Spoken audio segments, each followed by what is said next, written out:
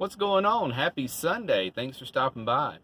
So I just pulled into Planet Fitness, about to go in and get a shower. I just took a 4-mile walk at the park.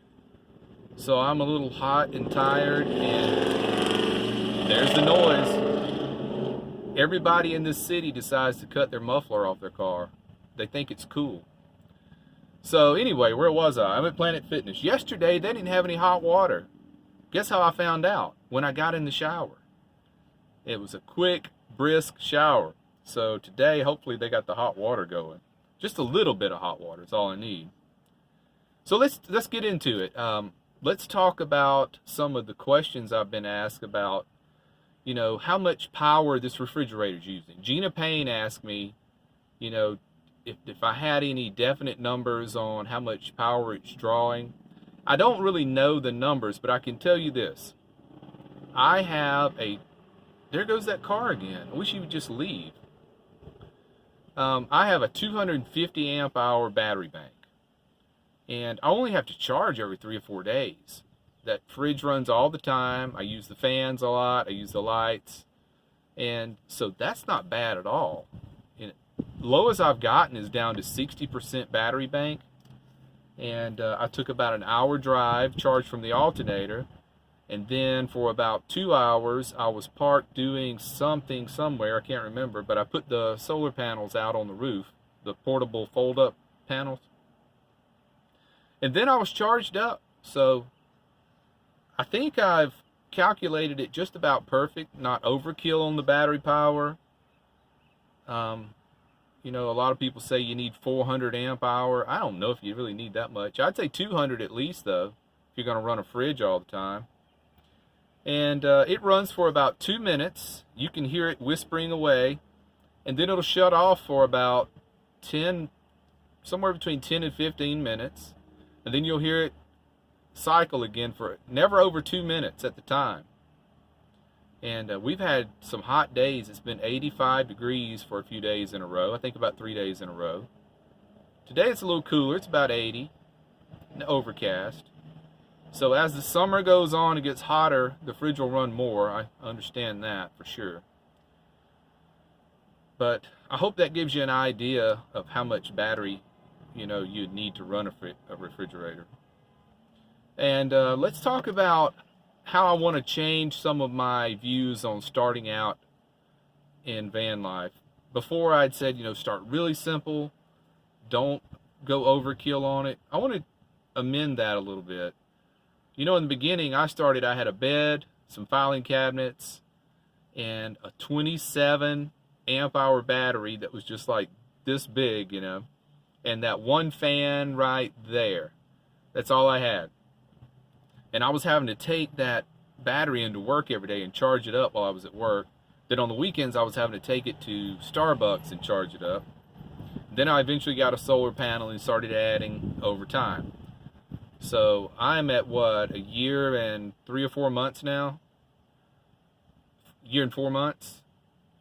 And in the last 3 or 4 weeks, I've added a generator, an AC, a refrigerator, real cabinets that actually work. And, I enjoyed it. It gave me something to do on days that I was bored. But looking back on it, I really should have done it all to begin with. The only thing to consider on that is you don't really know if you're going to like van lifestyle to begin with. So that would be the only reason I can think of not to go ahead and deck your van out pretty good. Now you're going to move stuff around probably 4 times a year until you figure out where you like it, because I've remodeled this so many times it's not even funny, but I think this is the best setup so far, and I'll keep it this way for quite a while. And let's talk about this table that slides out. I hardly use it. I made the video showing it pulled out and put all my cookware on it and all that. But you know what I cook on most of the time? This little tub here. That's what it's out for right now, because I had my stove on it earlier this morning making coffee. It's just the table is just so big. It's just once you pull it out, you better have all your stuff out already, or you're going to have to push it back in to get to stuff under the bed. So I learned that the hard way. I pulled the table out, and then I thought, oh, I got stuff in that gray crate under there I need to get. So then I had to push the table back in to get to the stuff under the bed. So hardly use it. I just leave it out at about 4 inches. It's great to put a phone on and a drink on and keys and stuff like that. But typically I just cook right on top of that little crate right here. It's just so easy to slide it over in front of the chair over here. So I hope that gives you a little insight from a guy who's had some time to figure it out. I would say I'm not an expert by any means, but anybody who's been doing van life for a year and 4 months, you know, you're going to know what you're doing by now. You know, you've got all the kinks worked out. And I'm just really happy with this setup now. It's so easy to move around in here and to get dressed and to cook. And just simple things like brushing your teeth, you know. Sometimes I just stand outside the van and brush my teeth. But this is going to sound funny, but I've got a system for that too. I set up a little cup with my mouthwash and my water and another cup to spit in. Here comes that car again. Please just vanish. Ridiculous. This is what I deal with here. And it's not just that one car, it's probably a different car. But anyway, I get my toothbrush set up and all that. If it's a cold morning, I don't want to step outside and brush my teeth. I just do it right there. And then, you know, pour out the spit cup into the dirt, you know. So it's a lot of little things to work out, but you'll figure it out as you go along.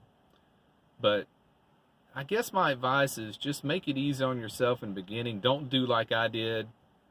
And you know, everything was so difficult in the beginning. But I stayed really in a happy attitude about it because I was so happy and thrilled about not having to pay rent every month, you know. So, but, you know, do what you want to do. It's your thing. But set your van up pretty good to begin with. It's just going to make it easy on you. And hopefully you'll like the lifestyle, and then you won't be stuck with a camper van you don't use. And then you'll have to sell it. And another thing, think about how could I dismantle this whole thing really quickly and sell it as a cargo van in case I change my mind. I could take this van apart in half a day. You know, maybe a full day tops. And because everything's bolted simply, and it could be done, you know. And if I had forbid this, but if I had a wreck, and it was a lot of body work that needed to be done, and they said, hey, you got to get all this stuff out of here before we're going to do any body work on it, I could do that, you know. So keep all that stuff in mind. It's just stuff that occurs to me when I'm laying in bed at night, I guess. All right, guys, I hope you have a great Sunday. I'm going to go into Planet Fitness now and get cleaned up. Take care, be well, smash the bell. Later, guys.